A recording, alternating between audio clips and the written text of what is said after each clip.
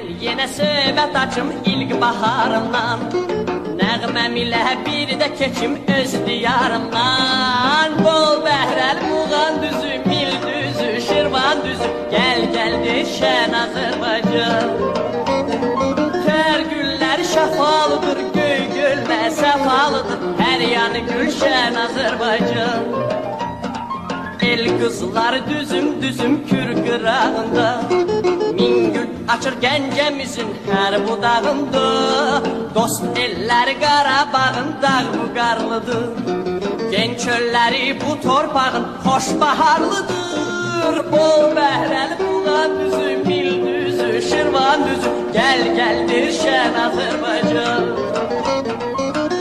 Yandır belə, yağ belə, o gələn karvan Sağla kərəmi, sağla sinəmizi, sağla kərəmi Vəfalıdır, göy gölmə səfalıdır Hər yanı gülşən Azərbaycan Biz hal-hazırda Qax rayonunun İlisu kəndindəyik və biz burada müəllimlərimizlə, sinif yoldaşlarımızla çox əyləncəli vaxt keçiririk.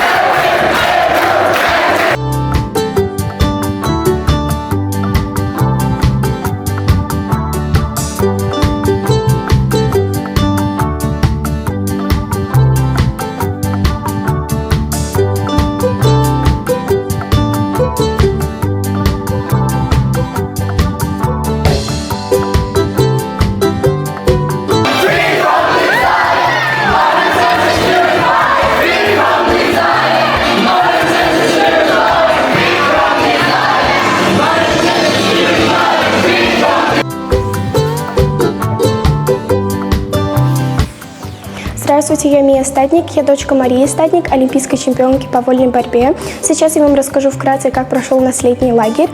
В нашем летнем лагере произошло много интересных и необычных мероприятий, а также игра в Survivor. Мне все хорошо запомнилось, все было интересно, и в следующем году я также хочу приехать в этот летний лагерь.